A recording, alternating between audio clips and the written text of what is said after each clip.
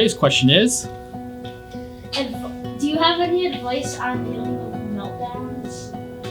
do we have any advice for dealing with meltdowns? That's a good question. With meltdowns, Everett has had less meltdowns as he's gotten older, and part of it is that he's learned skills to either to overcome them himself or just acknowledge what's going on. Early on, what we did is we used to use his stimming, which is like their repetitive behaviors. There's certain things that children with autism likes to do, so like hand flapping is one. Things like that. Everett never did hand flapping, but we loved his stares. So we would a lot of times use stares as a way to get him away from those situations where he was having a meltdown. Sometimes just pulling him out of the building. The biggest one he probably had was in Washington, D.C. We were at one of the Smithsonian museums, and basically just getting him outside because it was just like, it was overwhelming. So part of it is if you can figure out what's causing it, and then pulling away from that stimuli or that situation.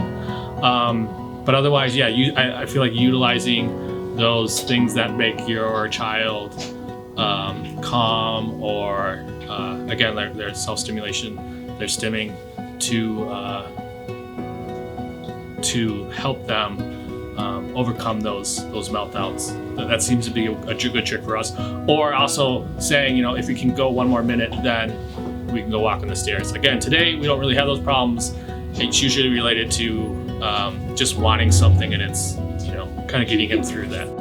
I think when you guys have meltdowns, behaviors happen for a reason. I always say that, behaviors happen for a reason. So you have to figure out what is causing the behavior, and oftentimes it's really difficult and it takes a while.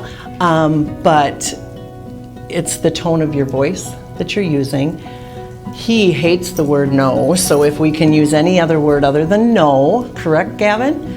And then, the words that, like I said, the words you're using, and then to redirect them to do something different. So what do you think, Gavin, when you're having a meltdown or you can't handle a situation? J-U-A-W. Just let us walk away. Well, yeah, sometimes it's okay, but other times it may be a dangerous situation, or if you're having a meltdown, sometimes it's not always easy to walk away. But any other thoughts on that one? B-E-I. Be kind. We can't help it. Yeah, you can't help it. Sometimes people, though, say, oh, I think he's using his autism, or I think she's using her autism to get out of certain things. Do you think that could be possible? W-E-M-A. Yeah. Well, we are pretty darn smart. Yeah, so see, I think oftentimes the parents know their child best. So yeah, if you're thinking they're doing it just to, they don't want to do this, so they're gonna use their autism to get out of it. But most of the time, meltdowns and stuff like that happen for a reason and things. So advice on dealing with meltdowns. Situational, keep calm. If you know what's upsetting them, take that away, turn it off, or move into a different area. If it happens in public, well, here we go.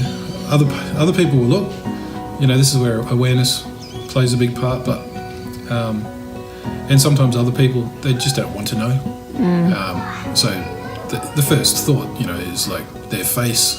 It's like, silence. Yeah. It always happens. Judgment. Yeah, so I just usually smile and try to be comforting and carry on shopping. There's nothing else. Sometimes a slight change can help settle them. Redirection. Yeah. Distraction. There's a big word.